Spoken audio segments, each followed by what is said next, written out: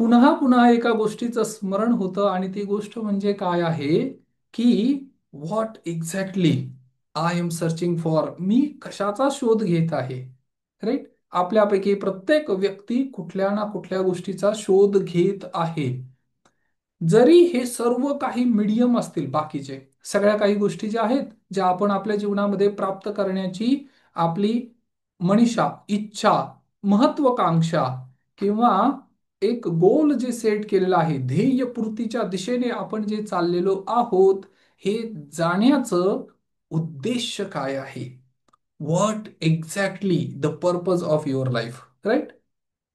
हा फार मोठा सब्जेक्ट आहे.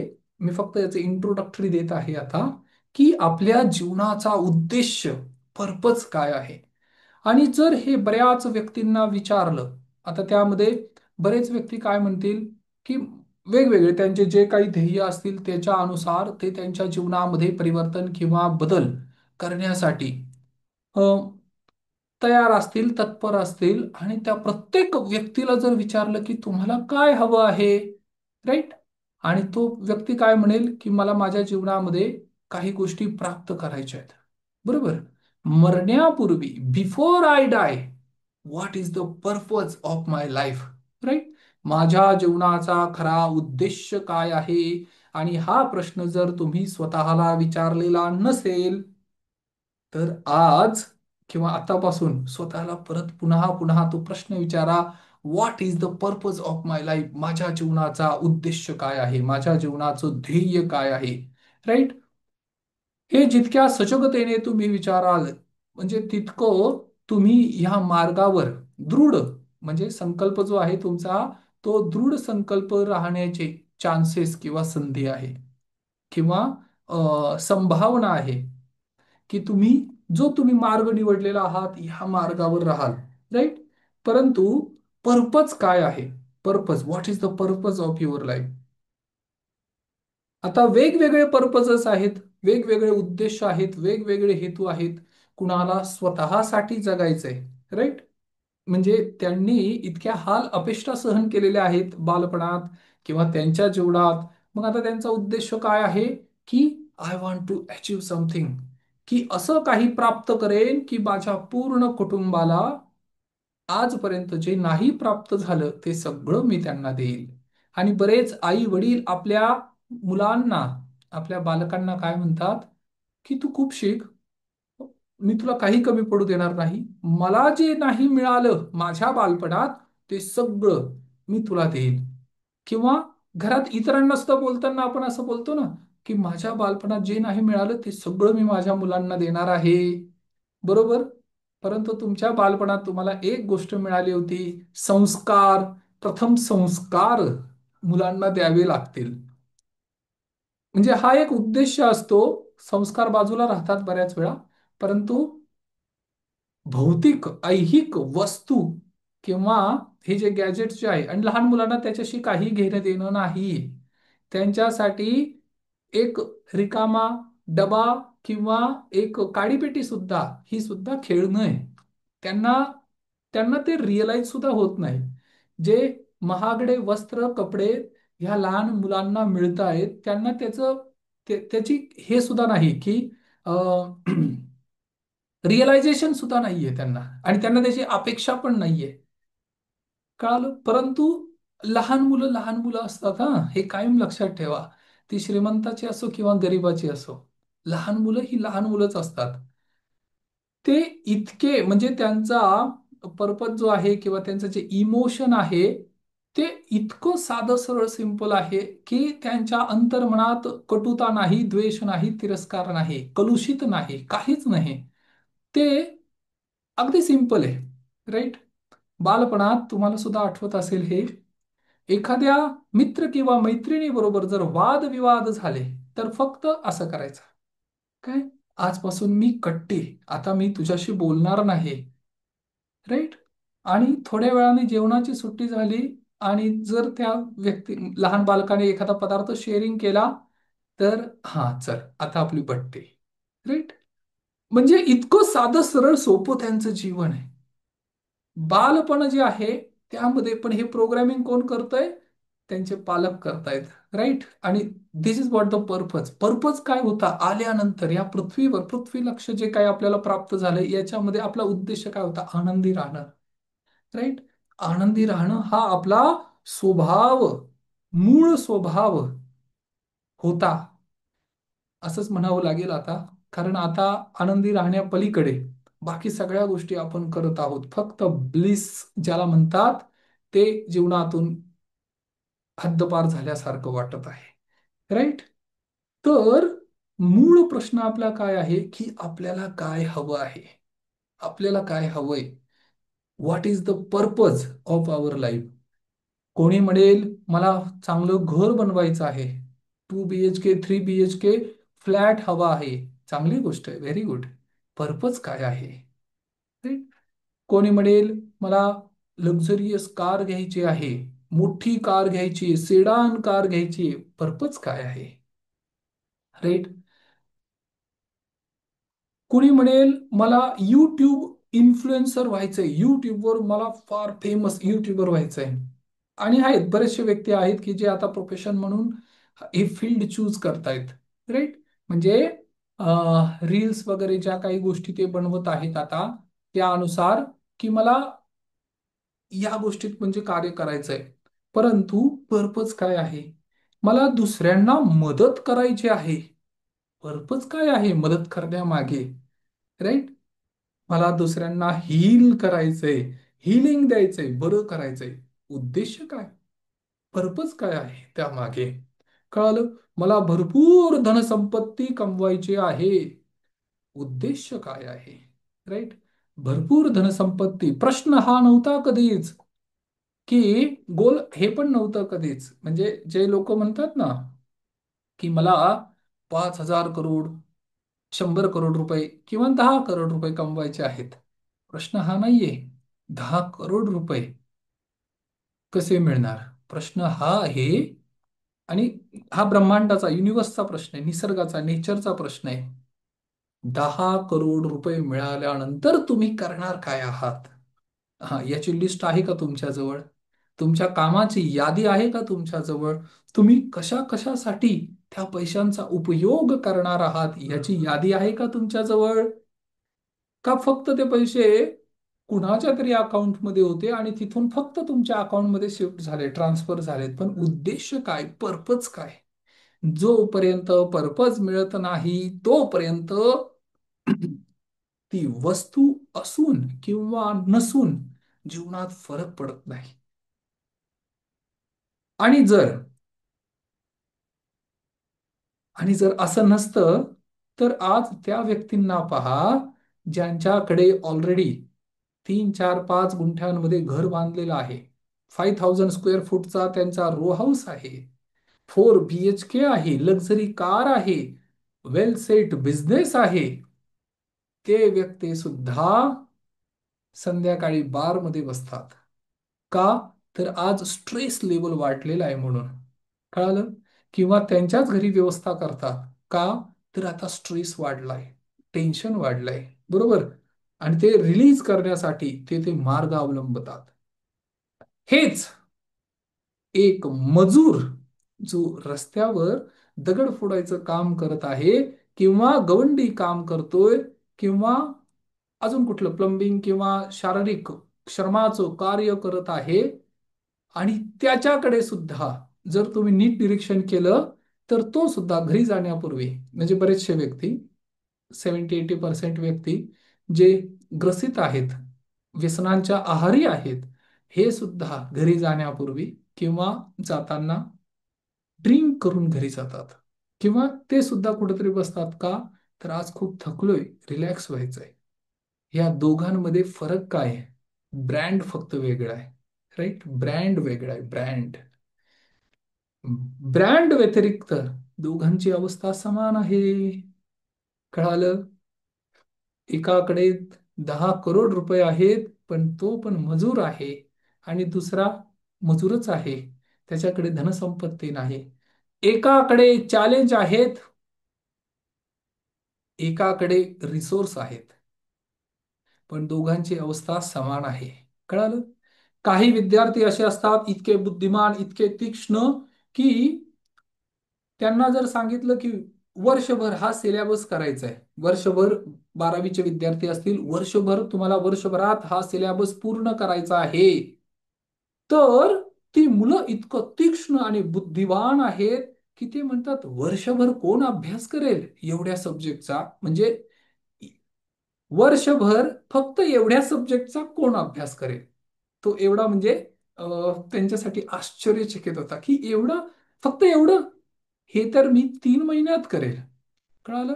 त्यांची क्षमता जास्त आहे, त्यांचे रिसोर्स जास्त आहे. रिसोर्सचा अर्थ काय होतो? संसाधन त्यांच्याकडे जास्त आहे. कळालं? रिसोर्स जास्त आहे, चॅलेंज कमी आहे. आणि लक्षात ठेवा, ज्याच्याकडे चॅलेंज कमी आहे आणि रिसोर्स जास्त आहे, क्षमता जास्त आहे, पण करण्यासारखं काही नाही, तो व्यक्ती काय करेल? बारमध्ये जाईल. कारण मनोरंजन, एंटरटेनमेंट पाहिजे, वेळ कशात व्यतीत करायचा, साधन नाही. मग हे साधन, आणि ही खरोखर शोकांतिका आहे. ज्याला पार्टी म्हणतात, या पार्टीचा, पार्टी म्हणतात ना, चार मित्र एकत्र आले, चला पार्टी करूया. अरे पण पार्टीचा अर्थ काय होतो? पार्टीचा अर्थ, आणि हा कोणी ठरवलाय की त्यामध्ये म्हणजे जड पदार्थ खायचे पहिली गोष्ट, आणि ड्रिंक करायची दुसरी गोष्ट, याला पार्टी म्हणतात? ही ही पार्टी कसं काय असू शकते? हे तर शरीराला त्रास देणं आहे. मग जर पार्टीच करायची आहे, तर सत्संग नाही का नाही करू शकत? भजन संकीर्तन का नाही करू शकत? साधू वाद का नाही होऊ शकत? ज्याला म्हणतात ना, कोणीतरी अं, प्रवचन किंवा अजून काही गोष्टी, किंवा एखादं स्पीच, एखादं ट्रेनिंग, आणि याच्यामध्ये एंटरटेनमेंट का नाही होऊ शकत? म्युझिक लावून त्यामध्ये ज्याला कॅन्थेसिस म्हणतात, अंतर्मनात जे दाबून ठेवलेलं आहे ते रिलीज करणं म्हणतात, ते का नाही करू शकत? राईट? आणि जर भोजनच पाहिजे असेल तर श्रीखंड पुरीचं का नाही होऊ शकत? पुरणपोळीचं का नाही होऊ शकत? किंवा जो काही पदार्थ आहे जे पण तुम्हाला कंझ्युम करायचंय, मांसवडी आणि भाकरी का नाही होऊ शकत? पिठलं भाकरी का नाही होऊ शकत? आणि हे खाण्यासाठी लोक हॉटेलला जातात, राईट? म्हणजे उद्देश, पर्पज जो आहे ना या गोष्टींमागचा, ती पार्टी करण्यामागे पण उद्देश हाच आहे की मन मोकळं होईल, रिलॅक्सेशन फील होईल.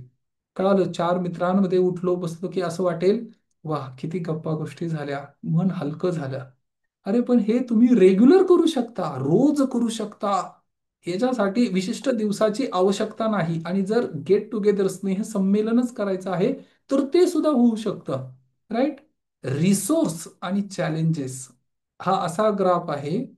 उदाहरणार्थ, आता फॉर एक्झाम्पल, हे चॅलेंजेस आहेत आणि हे रिसोर्स आहेत. राईट? ज्याच्याकडे भरपूर चॅलेंज आहेत, ते सुद्धा काय करणार? ते सुद्धा जीवनापासून त्रस्त होणार. चॅलेंज भरपूर आहे, समस्या भरपूर आहे, संघर्ष भरपूर आहे, पण उपाययोजना माहिती नाही. आणि ज्यांच्याकडे रिसोर्स आहे, क्षमता भरपूर आहे, करण्यासारखं काही नाही, दोघही एका गोष्टीचे शिकार होतात. त्याला म्हणायचं बोरियत, बोरिंग. हा शब्द, बोर होतोय मला खूप, हा शब्द ऐकलाय तुम्ही? आजकाल लहान मुलं सुद्धा हे जास्त बोलायला लागलेले आहेत. काय होतंय? मला बोर होतंय. आणि डिप्रेशनच्या आधीची ही स्टेज आहे, आधीची स्टेट आहे, बोरिंग होणं, बोर होतंय, लक्ष नाही लागत. याला तमोगुण म्हणतात. 3 गुण आहेत ना, सत्व, रज आणि तम. राईट?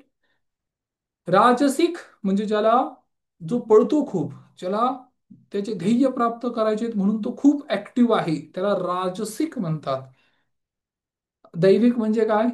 जो मेडिटेशन करेल, जो स्थिर आहे, शांत आहे आणि अंतर्मुख आहे. अंतर्मनातील शांती, त्याच्या हृदयात असणारी शांती जो शोधतो, तो दैवी गुण आहे. तमोगुण कोण आहे? तमोगुण ज्याला, तो पण शांत आहे, पण तमोगुण कसा आहे आता, की काही करण्याची इच्छाच नाही राहिले. राईट? आणि झोपण्यापूर्वीची अवस्था, जो आळस येत आहे, पण पूर्ण दिवस जर हे वाढत गेलं, तर त्या व्यक्तीला, आता ज्याला काहीच करायचं नाही, म्हणजे तो कुठल्या अवस्थेत गेला? नैराश्य, निराश. निराश अवस्थेत तो हळूहळू पदार्पण करत आहे. राईट. या तीन अवस्था सुद्धा ड्राईव्ह करतात व्यक्तीला. आणि याच्यासाठी महत्वाचं काय माहितीये? आहार, विहार, आचरण, विचार, ह्या सगळ्या गोष्टी मॅटर करतात. Right. So this is what purpose. उद्देश काय आहे? करोडो रुपये कमवायचे आहेत, पण ते मिळाल्यानंतर करायचं काय हे जर क्लिअर नसेल, तर डॉक्टरांच्या फेऱ्या मात्र माराव्या लागतील. कारण ब्लड प्रेशरसाठी किंवा डायबिटीससाठी तिथे जावं लागेल. बरेचसे व्यक्ती तर हे प्लॅनिंग सुद्धा करून ठेवतात की रिटायरमेंट नंतर कार घ्यावी लागेल. कशासाठी? अरे मग डॉक्टरांकडे जायला नको, म्हणजे जाण्यासाठी स्वतःची कार असली तर बरं पडतं. म्हणजे पैसे साचवलेले आहेत, रिटायरमेंटचे जे पैसे आहेत, त्या पैशांचा आधीच विचार काय करून ठेवलेला आहे, नियोजन, की ते अशा कामासाठी वापरायचे. लक्षात येते तुम्हाला पर्पज, उद्देश, हेतू काय आहे? मग हा हेतू का नाहीये की मी भारत भ्रमण करेल, मी महाराष्ट्र भ्रमण करेल, मी एन्जॉय करेल. एन्जॉय म्हणजे daily experience, small daily experiences, दररोज मी आनंद घेईन जीवनाचा. पर्पज काय आहे? उद्देश काय आहे? आणि आज तुम्हाला हे सगळे उद्देश लिहायचे आहेत. राईट. काही व्यक्ती काय म्हणतात की मला उद्देश काय जीवनाचा? मला आत्मसाक्षात्कार करायचा आहे, बरोबर, म्हणजे परमेश्वराची प्राप्ती करायची आहे. काही लोकांचा उद्देश काय आहे? काही महिलांचा, माता भगिनींचा काय उद्देश आहे की मला जास्तीत जास्त माता भगिनींना, महिलांना मदत करायची, त्यांच्या अडी अडचणीतून त्यांना बाहेर काढायचंय किंवा त्यांना स्वतःच्या पायावर उभं करायचंय. हा पण काय आहे? एक उद्देश आहे, बरोबर. उद्देश असं वाटतो, पण हा उद्देश नाहीये. लक्षात आलं? हा. अजून काय करू शकता? उद्देश, जीवनाचा पर्पज. कुणालाही जनरल जर विचारलं ना, तर ते हेच म्हणतात, मला काही सुखी राहायचंय, मला आनंदी राहायचंय, आणि सुख शांती मिळाली बस झालं. राईट. परंतु ही फार वेग, म्हणजे काय म्हणतात, जनरल स्टेटमेंट आहे. एखादा व्यक्ती काय म्हणेल की मला, what do you want to feel? I want to feel healthy. मला हेल्दी फील करायचं. हेल्दीचा अर्थ कळतो तुम्हाला? आरोग्यदायी. हेल्दी फील करायचंय. पण हेल्दी फील करण्यासाठी तुमच्याकडे काय पाहिजे? हेल्थ पाहिजे. राईट. काही व्यक्ती म्हणतात मला वेल्दी फील करायचंय, पण त्याच्यासाठी रिच फील करायचंय, पैसेवाला व्हायचंय, माझ्याकडे धनसंपत्ती हवी आहे, रिच फील करायचंय. मग त्यासाठी तुमच्याकडे काय पाहिजे? मनी पाहिजे, धनसंपत्ती पाहिजे, बरोबर. हे फिलिंग या वस्तूमधून किंवा हे जे एंटिटी आहे याच्यामधून ते प्राप्त होणार आहे. राईट. जिम मध्ये जाणं हा उद्देश कधीच नव्हता. जिम मध्ये जाणं ही ऍक्शन होते. राईट. पैसे कमवणं ही ऍक्शन होती, तो उद्देश कधीच नव्हता. Happiness, I want to feel happy, मला आनंदी फील करायचंय. परंतु आनंदी असणं, होणं ही एंटिटी नाहीये. आनंदी होणं ही अवस्था आहे, फिलिंग आहे, फिलिंग. राईट. फिलिंग. परंतु हे कशाचं आउटकम आहे? हा, हे आउटकम आहे कदाचित रिलेशनशिप. राईट. किंवा मला रिवॉर्ड प्राप्त होत आहेत. राईट. किंवा माझ्या जीवनामध्ये मी प्रोग्रेस करत आहे, प्रॉस्पेरिटी मला प्राप्त होत आहे. तर याचं हे इनडायरेक्ट प्रोडक्ट आहे. लक्षात आलं? So what is the purpose of this life? जीवनाचा उद्देश काय आहे? हे सगळ्यांना लक्षात येते? जीवनाचा उद्देश काय आहे? काही हरकत नाही. आतापर्यंत जर कोणी इवन परमेश्वराला प्रार्थना करताना सुद्धा काय म्हणतात की मला सुखी आणि आनंदी ठेव. परंतु आनंदी ठेव याचा अर्थ म्हणजे काय? की मी काय काय करणार आहे, ऍक्शन काय काय आहे, ह्या ऍक्शन आधी डिफाईन करायला हव्यात. राईट.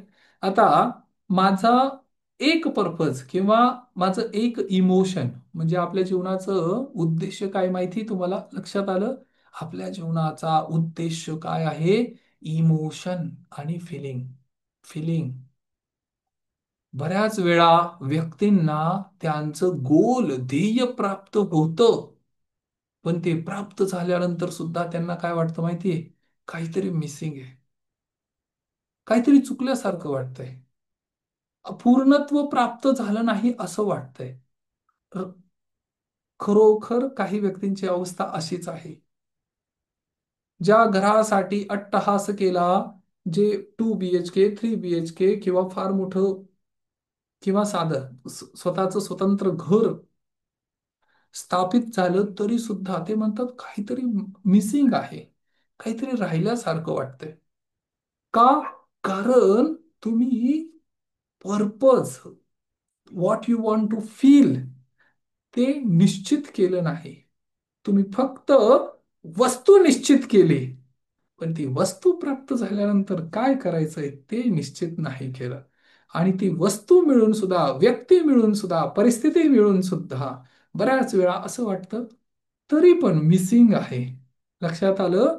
याला आणि याच्यासाठी बरेच म्हणजे फार मोठमोठे थोर व्यक्ती, महान संत विभूती होऊन गेलेले आहेत, ज्यांनी ही गोष्ट प्रॅक्टिकल केलेली आहे. राईट? आता मी असं नाही म्हणत की आपल्याला पण ते सगळं सोडायचंय, सोडायचं नाहीये. त्यामध्ये राहायचंय, कार्य करायचंय. परंतु हे कार्य करताना आपल्याला सजग राहून करायचंय की उद्देश काय आहे. जीवनात कॉन्फ्लिक्ट येतील, संघर्ष, चॅलेंजेस येतील, मतभेद होतील, डिफरन्स ऑफ ओपिनियनचे दोन व्यक्ती एकत्र येतील. उद्देश दोघांचे वेगवेगळे आहेत, कधी कधी अंडरस्टँडिंग नाहीये. कदाचित उद्देश समान आहे, परंतु अंडरस्टँडिंग नाही, मिसअंडरस्टँडिंग, याला काय म्हणायचं? मिसअंडरस्टँडिंग. राईट?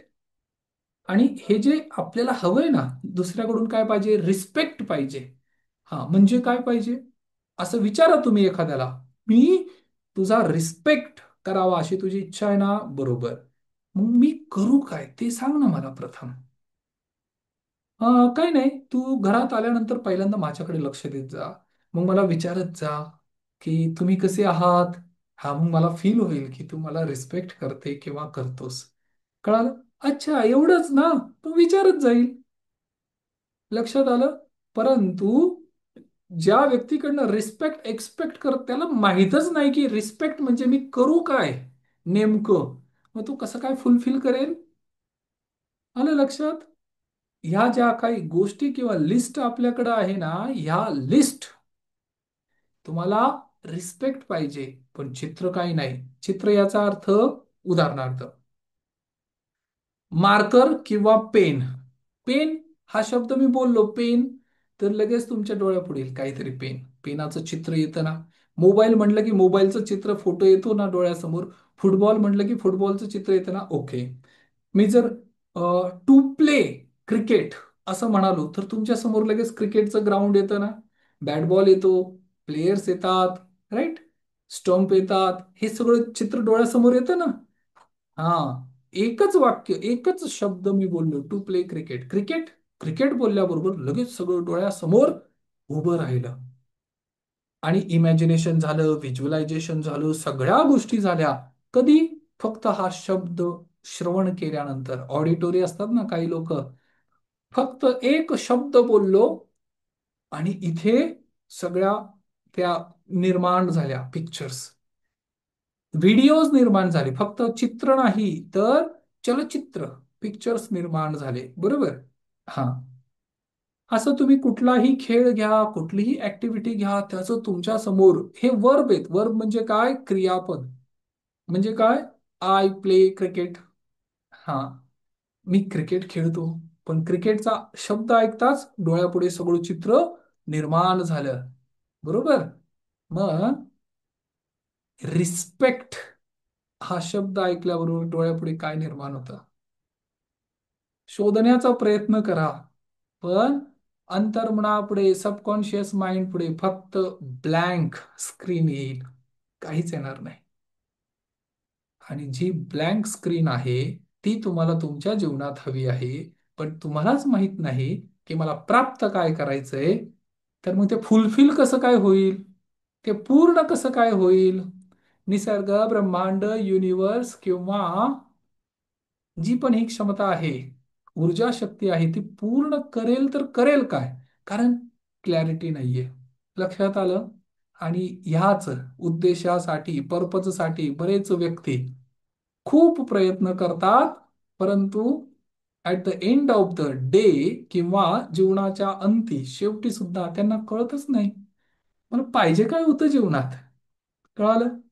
मला जॉब मिळाला, माझं विवाह झाला, मला मुलं झाली, मुलांची लग्न झाले, मी सेटल झालो, घर मिळालं, गाडी मिळाली, सगळं काही झालं, राईट. मुलांचे पण विवाह झाले आणि ते पण सेटल आहेत. आणि ऍट द एज ऑफ 60 आता विचार करतात की आता मी काय करू, माझ्या जीवनाचा उद्देश काय आहे.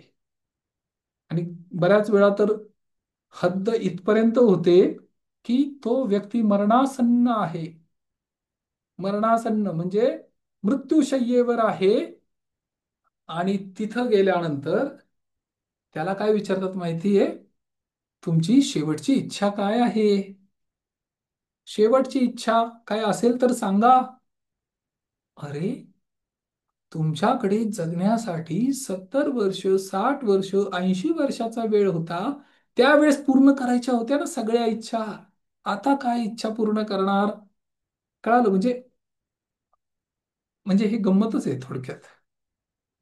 त्यावेळी ती जी अवस्था आहे ती निर्वाण किंवा शांततेने समाधीत किंवा विलीन होण्याची आहे. आणि this is what called emotion. व्यक्ती त्याच्याबरोबर बाकी काही नेत नाही, एक गोष्ट नेऊ शकतो, इमोशन. आत्ता काय फील होत आहे. कळालं? बऱ्याच वेळा माझ्या ट्रेनिंगमध्ये किंवा बऱ्याच ऍक्टिव्हिटी केल्यानंतर मी एक प्रश्न कायम विचारतो, व्हॉट डू यू फील नाव? आता कसं वाटतंय? What are you feeling right नाव? आता कसं फील होतंय? आणि हे जे फिलिंग आहे, हाच पर्पज आहे. कळालं? दररोज जीवन जगायचंय. किती वर्ष जगलात याला महत्व नाही. तो फक्त एक आकडा आहे, नंबर आहे. 70 वर्ष, 75 वर्ष, 80 वर्ष, 90 वर्ष आकडा आहे. त्याला अर्थ नाही. अर्थ कशाला आहे?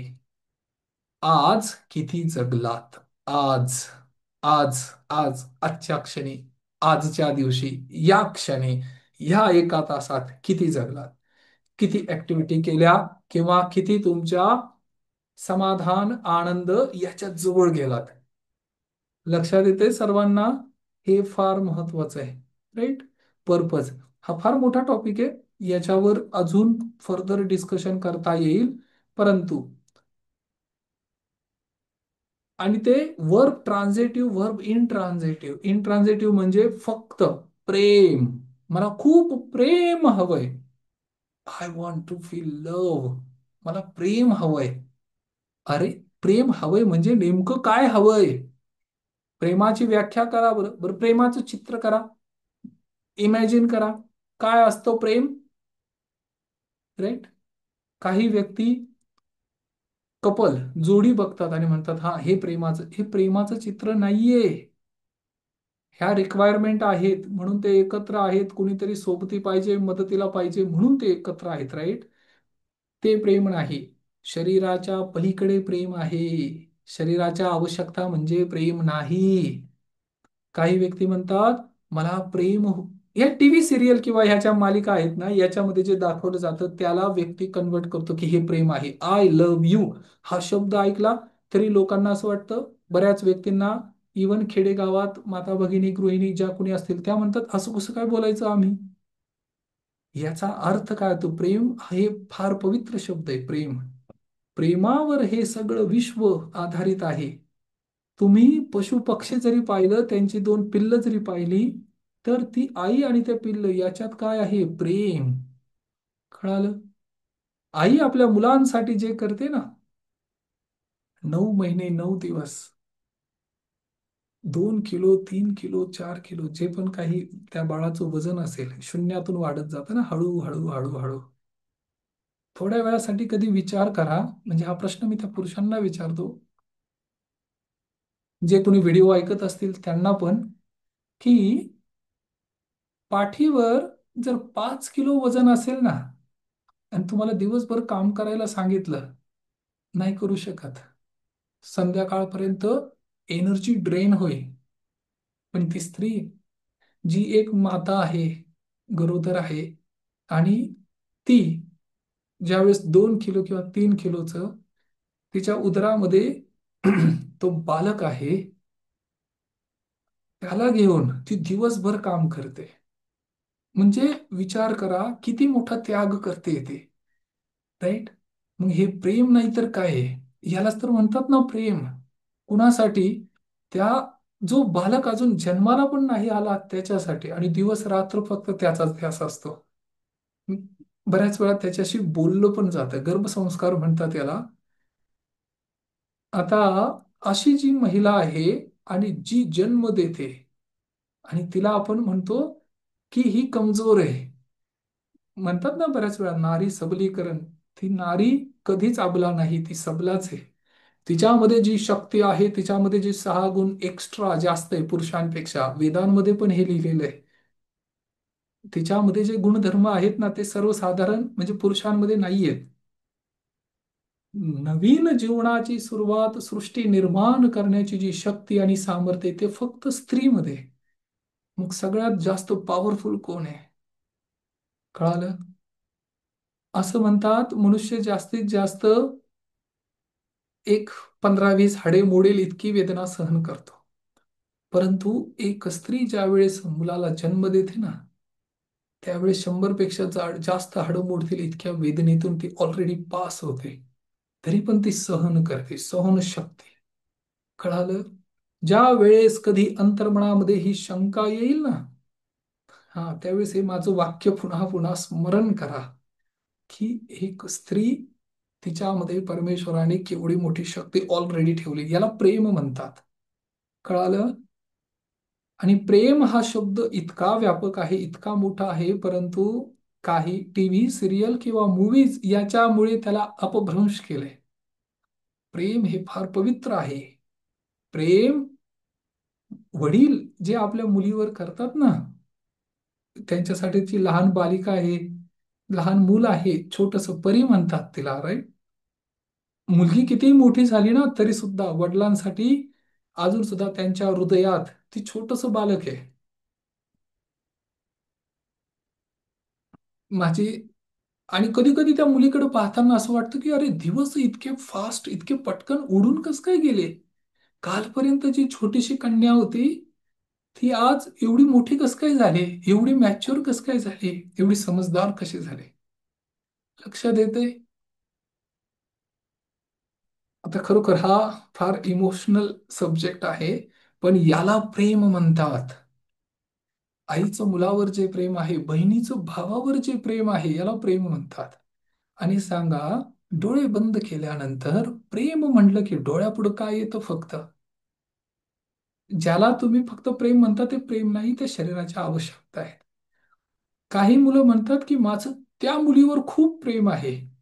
अरे त्या मुलीवर तुझं प्रेम आहे याची कंडिशन आहे. जर ती मुलगी सुंदर असेल तरच तुझं प्रेम आहे. आणि मुलगी जर मुलावर प्रेम करत असेल, जर तो धडधाकट असेल, सशक्त असेल, धनवान असेल, तरच तुझं प्रेम आहे. पण जर वस्तू, व्यक्ती आणि परिस्थिती याच्यावर तुमचा आनंद अवलंबून असेल, तर तो आनंद कुठल्याही क्षणी नष्ट होऊ शकतो. ते खरं प्रेम नाही. खरा आनंद नाही. मग खरा आनंद कुठे? जाणीचे अंतरंग आपल्या आत्म्याचा परमेश्वर जिथे बैसला निवांत होता, ऐसे ज्ञान द्विधा नष्ट होते, चराचरी होते सोयरीक. म्हणून जर विपश्यना करत असाल, मेडिटेशन करत असाल, ध्यान करत असाल, तपस्या करत असाल, तर एकच वाक्यात याचं उत्तर आहे. भगवान बुद्धांना कोणी विचारलं की तुम्हाला कसं कळेल किंवा कसं सिद्ध होईल आणि कसं प्रमाणित होईल की हा व्यक्ती ध्यान साधना करतोय? एकच वाक्यात उत्तर आहे. जर अंतःकरणात प्रेम आणि करुणा जागृत होत असेल, तर तो जे काही करतोय ते सिद्ध झालं. लक्षात आलं? ओके. तर उर्वरित टॉपिक आपण उद्या घेऊया, कारण हा फार मोठा सब्जेक्ट आहे आणि फार मोठ्या ऍक्टिव्हिटी आहे याच्यात. ह्या काही गोष्टी आहेत. आणि प्रेम ह्या शब्दाचं जरासं विस्तृत वर्णन करा आजच्या दिवसभरात. स्वतःला विचारा, खरोखर मला काय पाहिजे? खरोखर मला प्रेम किती पाहिजे आणि कसं पाहिजे? राईट.